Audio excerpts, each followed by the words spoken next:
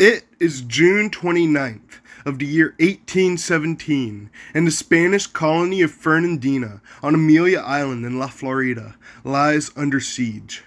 The man who authored this attack, Scottish explorer Gregor Macgregor, only leads a force of about 80 men, but the Spanish commander overestimates the size of Macgregor's force and surrenders before a shot can even be fired. Gregor Macgregor was born in 1786 on Christmas Eve at his family's ancestral home of Glengyle at the north side of Loch Katrine in County Stirling, Scotland. He was born in the Clan Gregor, but little is known of his early life other than his claims to have been educated at the University of Edinburgh between 1802 and 03, but he never finished. By April of 1803, Macgregor was an ensign in the British Army. In 1804, Macgregor was promoted to lieutenant and posted in Gibraltar. He also met and married a woman named Maria Bowater, with the wedding occurring in Westminster in June of 1805. By 1809, Macgregor was reassigned to Portugal to assist the Duke of Wellington in driving the French out of Spain in the Peninsular War. In May of 1810, Macgregor retired from service. Macgregor returned to Edinburgh, but upon failing to gain status, he left for London in 1811. In December of 1811, his wife Maria died, however, leaving Macgregor in dire financial straits. After hearing of the recent independence of Gran Colombia, today Venezuela, Colombia, Ecuador, and Panama, and of how Venezuelan revolutionary Francisco de Miranda had been accepted in the London society, Macgregor decided to sail for Latin America, hoping adventures in the New World would bring him a name in Britain. In early 1812, Macgregor set sail, stopping in Jamaica and eventually arriving in Venezuela in April. Macgregor reached Caracas a month after it was struck by a devastating earthquake, to find that the revolutionary government was losing support and beginning to crumble, and Spanish armies were controlling much of the countryside. Macgregor offered his services to Miranda, styling himself as Sir Gregor of the Portuguese Order of Christ. Macgregor's time fighting in the Peninsular Wars also aided him in his time with Miranda, as he was given a cavalry force. Macgregor's first act was to rout a royalist force west of the city of Maracay. Macgregor achieved fame in Venezuela and married a daughter of a prominent family in Caracas and cousin of Simón Bolívar, named Josefa Antonia Andrea Aristigueta y Llovera. In June of 1812, Macgregor was promoted to brigadier general, but in July, the Republic capitulated to Spain, and Miranda was captured. Macgregor and his wife fled to Curacao, and Simón Bolívar joined him there later in 1812. With Miranda in prison, Bolívar became leader of the remaining revolutionaries. Bolívar decided to take time to build a new army in Curacao, and Macgregor grew bored. So he decided to offer his services to the revolutionary general Antonio Nariño and his army in Colombia.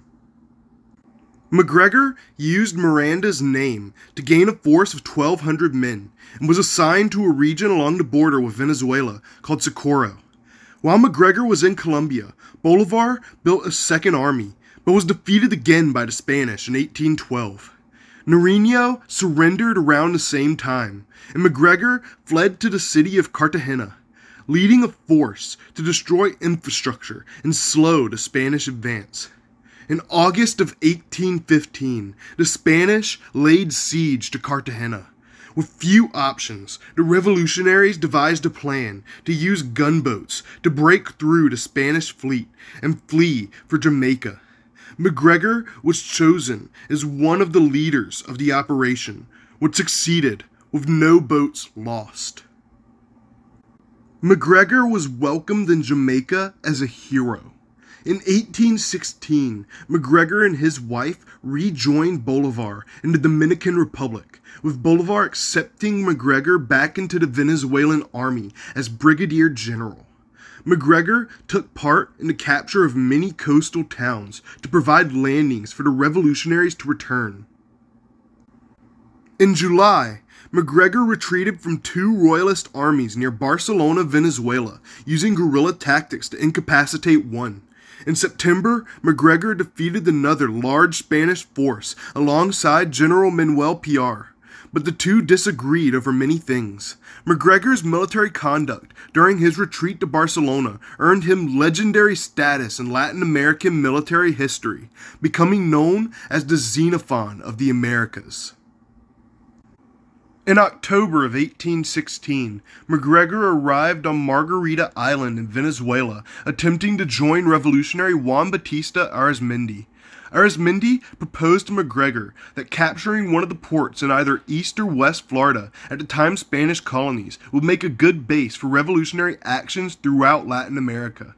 Macgregor liked the idea and left to recruit people in the United States in early 1817. Soon after he left, a letter from Bolivar arrived in Margarita, promoting Macgregor to divisional general, awarding him the Orden de los Libertadores, or Order of Liberators, and asking him to return to Caracas. Macgregor did not know about this for 2 years. Macgregor left the port of Charleston, South Carolina, in June of 1817 with a party of 80 or fewer men. On June 29th, Macgregor led a landing party on the shore of Amelia Island, stating, "I shall sleep either in hell or Amelia tonight."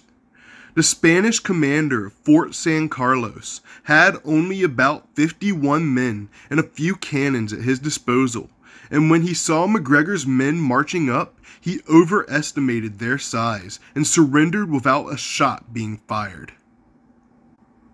The people of Amelia Island didn't much come out to support Macgregor, but they also didn't resist his force. Most of the people just left for either the mainland or Georgia.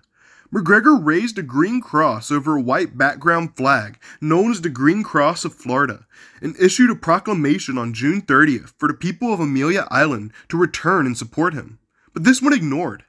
Macgregor announced the Republic of the Floridas, attempting to establish a government headed by himself, but this disintegrated when he prohibited looting and began paying his soldiers with, quote, Amelia dollars he printed himself. Macgregor sent 18 agents to St. Augustine, but all were killed or captured. Spanish forces began congregating on the mainland, and by September 3rd, Macgregor decided the situation was hopeless. He announced to his men that he was leaving, and appointed former Pennsylvania Congressman Jared Irwin commander. Macgregor left Florida on September 4th with an angry mob hurling insults at him and his pregnant wife. The men who remained were joined by 300 others and managed to hold the island for another 3 months until they surrendered to the American forces in December. The island was held by American forces, quote, in trust for Spain until the U.S. outright bought Florida in 1819. Macgregor arrived in Nassau alongside his wife later in September, with Josepha giving birth to their first child, named Gregorio Macgregor. You can't make this up.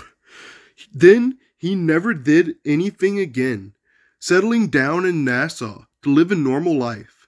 Nah, I'm just kidding. We'll talk about some of the other crazy crap he did next week, along with a scam that really made Gregor Macgregor's place in history.